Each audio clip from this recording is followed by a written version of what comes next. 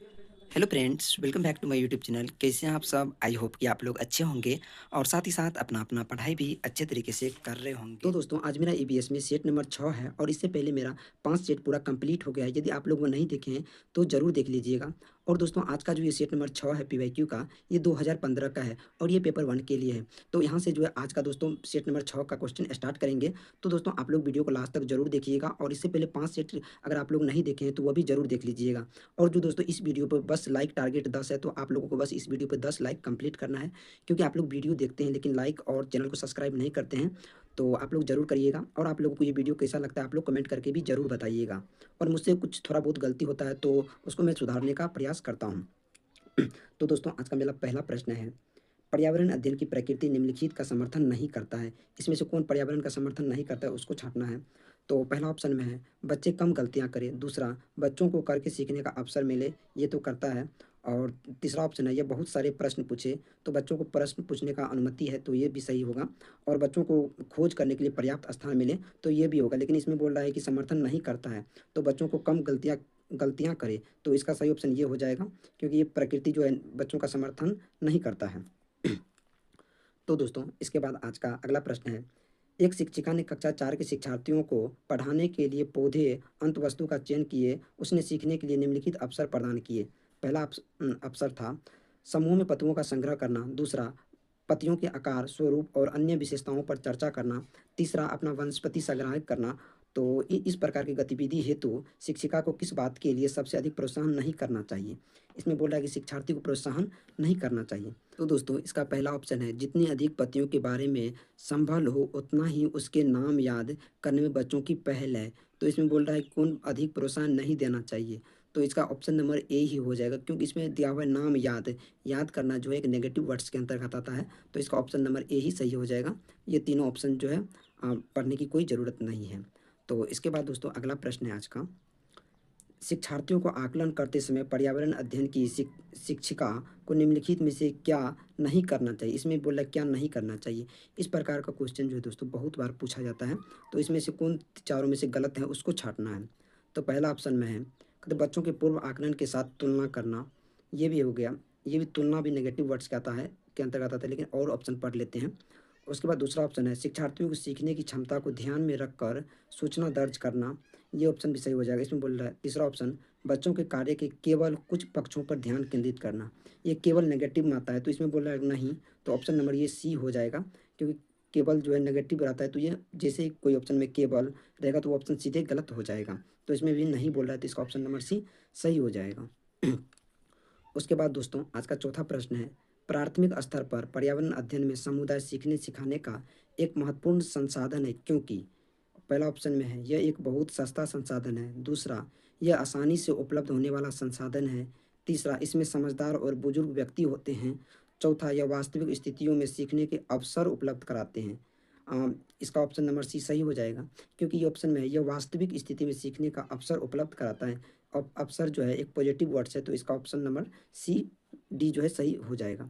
आप लोगों को मैं हर वीडियो में बताता हूँ कि आप लोग इसके लिए जो है एक नेगेटिव और पॉजिटिव वर्ड्स कर लेते हैं, तो उसकी मदद से आप बहुत सारे क्वेश्चन को सॉल्व कर पाएंगे। और उसके बाद दोस्तों ये अगला प्रश्न है, ये तो दोस्तों सॉल्व करने वाला प्रश्न है, तो इसीलिए इसको छोड़ देते हैं और उससे आगे चलते हैं। तो दोस्तों उससे आगे अगला प्रश्न है, कहते गुरप्रीत पहली बार रेलगाड़ी से नई दिल्ली से चेन्नई गया। अपनी रेलगाड़ी में उसकी गाड़ी के द्वारा निम्नलिखित में से किस नदी को पार करने की संभावना नहीं है? तो पहला ऑप्शन में है गोदावरी, दूसरा ऑप्शन है गंगा, तीसरा कृष्णा और चौथा नर्मदा। तो इसमें बोल रहा है कि किससे नदी को पार वह नहीं करेगा, तो वो गोदावरी को भी पार करेगा और कृष्णा नदी को भी पार करेगा और नर्मदा को भी पार करेगा, और गंगा नदी को जो पार नहीं करेगा, तो इसीलिए इसका सही ऑप्शन नंबर बी हो जाएगा गंगा। तो उसके बाद दोस्तों अगला प्रश्न है, कहते हैं हमारे देश में निम्नलिखित स्थानों में से कौन सा ठंडा रेगिस्तान है? ये दोस्तों क्वेश्चन बहुत ही ज़्यादा इंपॉर्टेंट है, क्योंकि ये क्वेश्चन बहुत बार सीटेट में पूछा गया है कि ठंडा रेगिस्तान कौन है। तो पहला ऑप्शन है कहते हैं जैसलमेर, दूसरा लद्दाख, तीसरा मेघालय और चौथा दार्जिलिंग। तो ठंडा रेगिस्तान जो दोस्तों लद्दाख होता है, तो इसका ऑप्शन नंबर बी सही हो जाएगा। उसके बाद दोस्तों अगला प्रश्न है, कक्षा 5 के की पर्यावरण अध्ययन की पाठ्य पुस्तक का एक पाठ उसी से ठंडा उसी से गर्म डॉक्टर जाकिर हुसैन द्वारा लिखी गई एक कहानी है। उन्होंने बच्चों के लिए ऐसी कहानी लिखी है। अपने मृत्यु के समय वे थे। डॉक्टर जाकिर हुसैन जो था मृत्यु के समय वह क्या था भारत का? भारत के प्रमुख न्यायाधीश या भारत के उपराष्ट्रपति, भारत के राष्ट्रपति या भारत के प्रधानमंत्री। तो जब वो मर गए थे तो वह डॉक्टर जाकिर हुसैन जी तो भारत के राष्ट्रपति थे। तो दोस्तों इसका ऑप्शन नंबर सी सही हो जाएगा। और उसके बाद अगला प्रश्न है, खाद्य संरक्षण के लिए निम्नलिखित में से कौन सा जोड़ा ठीक नहीं है? पहला ऑप्शन में है आलू और चिप्स, ये तो ठीक है, आलू का ही चिप्स बनता है। और उसके बाद दूसरा ऑप्शन है सेब और जैम, सेब से ही जैम बनता है, तो ये भी ऑप्शन सही हो जाएगा। और ये चौथा ऑप्शन में है कच्चा आम से अचार, कच्चा आम से ही अचार बनता है, तो ये ऑप्शन सही हो जाएगा। और दूध से पनीर, तो ये दूध से जो है पनीर नहीं बनता है, दूध से दही रहता, तो ये ऑप्शन सही हो जाता। तो इसमें बोल रहा है कौन जोड़ा सही नहीं है, तो ये बी नंबर सही नहीं है, तो इसका सही ऑप्शन नंबर बी हो जाएगा। ये नहीं से रिलेटेड दोस्तों बहुत ऐसा क्वेश्चन आप सीटेट में पूछने लगा है। तो आप लोग इस प्रश्न को जो अच्छे से सॉल्व करिएगा। और आप लोगों को ये क्लास कैसा लग रहा है आप लोग कमेंट करके ज़रूर बताइएगा। और आप लोग चैनल को सब्सक्राइब और वीडियो को लाइक ज़रूर करिएगा। तो अगला प्रश्न है, घरों के नीचे दी गई विशेषताओं पर विचार कीजिए। पहला है, कहते निचली मंजिल में कोई खिड़की नहीं है। दूसरा, कहते पेड़ के तनों की लकड़ी से बनी ढालू होते हैं। तीसरा, पत्थर के खंभों पर ज़मीन से लगभग 10 से 12 फीट ऊंचाई पर बने घर। और चौथा में है पत्थर, गारा और चूने से बनी मोटी दीवारें। और पाँचवा है लकड़ी के फर्श। तो ये बोल रहा है लेह और लद्दाख के घरों के ऊपर दी गई कौन सी विशिष्टताएं पाई जाती है? तो इसका जो है लेह और लद्दाख का इसमें बात कर रहा है, तो इसका ऑप्शन नंबर ए यानी कि निचली मंजिल में कोई खिड़की नहीं होता है लेह और लद्दाख में, तो ये ऑप्शन सही हो जाएगा। और उसके बाद चौथा ऑप्शन, लेह और लद्दाख में जो है पत्थर, गारा और चूने से बनी मोटी दीवारें होती है। और पाँचवा ऑप्शन लकड़ी के फर्श, लेह और लद्दाख में जो लकड़ी का फर्श से ये बना होता है, तो इसका ऑप्शन नंबर ए 1 और 4 और 5 सही हो जाएगा। उसके बाद दोस्तों अगला प्रश्न है, निम्नलिखित का अध्ययन कीजिए। ये थोड़ा बड़ा है। तो कौवा पेड़ की ऊंची डाल पर अपना घोंसला बनाता है। उस घोंसले को बनाने में कई प्रकार की चीज़ें, यहाँ तक कि लकड़ी की शाखाएं और लोहे के तार भी होते हैं। एक चालक पक्षी भी है जो अपना घोंसला नहीं बनाती और कौवे के घोंसले में अंडे देती है। बेचारा कौवा अपने अंडे के साथ इन अंडों को भी सेता यानी कि पालता है। ये कौन सा पक्षी है? तो ये पक्षी जो है दोस्तों कोयल है, जो कि कौवा के जो घोंसला होता है उसी में अंडा देता है। तो इसका ऑप्शन नंबर सी सही हो जाएगा, कोयल। उसके बाद दोस्तों अगला प्रश्न है, निम्नलिखित में से कौन बीज नहीं है? गेहूं भी बीज है और काली मिर्च भी बीज है और सौंफ भी बीज होता है और साबूदाना जो है ये बीज नहीं है, तो इसका ऑप्शन नंबर सी सही हो जाएगा। उसके बाद दोस्तों अगला और ये बहुत ही मज़ेदार प्रश्न है, कि रेहाना अपने परिवार के साथ केरल जाता है। वहाँ कहते वहाँ उसे ऊंचे वृक्ष दिखाई पड़ते हैं जो उनके गृह नगर शिमला के ऊंचे वृक्षों से भिन्न हैं। उसने केरल में कौन से वृक्ष देखे हैं? तो दोस्तों केरल में जो है सबसे ज़्यादा वृक्ष नारियल का होता है। तो ये बहुत ही ज़्यादा अच्छा क्वेश्चन है, तो इसका ऑप्शन नंबर सी ए हो जाएगा यानी कि नारियल।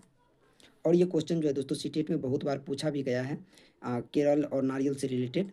तो आप लोग ये अच्छे से देख लीजिएगा। और आज का दोस्तों 14वां प्रश्न है, कहते बच्चों के द्वारा सब्जी बाजार से इकट्ठी की गई निम्नलिखित सामग्री में से उन्हें पहचानिए जिनके भीतर बीज होते हैं। आलू, टमाटर, नाशपाती, चीकू चीकू, भिंडी, करेला, प्याज और खीरा, इनमें से किस में जो है बीज होते हैं? तो इसमें से जो है दोस्तों टमाटर में भी बीज होते हैं और नाशपाती, चीकू, भिंडी और करेला और खीरा, ये जितने भी है सब में जो है बीज पाए जाते हैं। इसका ऑप्शन नंबर सी हो जाएगा सही। और दोस्तों आज का 15वां और लास्ट प्रश्न है, कदनीता आंध्र प्रदेश जाती है और 2 साड़ी खरीदती है जो खास तौर पर वही बनाई जाती है, वे क्या कहलाते हैं? ये भी क्वेश्चन दोस्तों बहुत ज़्यादा बार सीटेट में पूछा गया है। तो इसका ऑप्शन नंबर ए हो जाएगा पोचमपल्ली और कलमकारी। ये पोचमपल्ली और कलमकारी साड़ी जो है दोस्तों आंध्र प्रदेश में ही आमतौर पर बनाया जाता है और वहाँ पर ये साड़ी बहुत ही ज़्यादा फेमस भी है और ये क्वेश्चन भी बहुत ही ज़्यादा उतना ही फेमस है। तो दोस्तों इस सेट का जो है 15 क्वेश्चन मैंने आज डाल दिया हूँ और इसका 15 क्वेश्चन जो है कल आप लोगों के साथ शेयर करूँगा। तो आप लोगों को दोस्तों ये वीडियो कैसा लगा आप लोग कमेंट करके ज़रूर बताइएगा। और अभी तक इस वीडियो को आप लाइक नहीं किए तो ज़रूर लाइक कीजिएगा, क्योंकि इस वीडियो का लाइक टारगेट बस 10 है। और आप लोग चैनल को भी ज़रूर सब्सक्राइब करिएगा। तो मिलते हैं दोस्तों नेक्स्ट सेट के साथ, तब तक के लिए बाय, लाइक और सब्सक्राइब।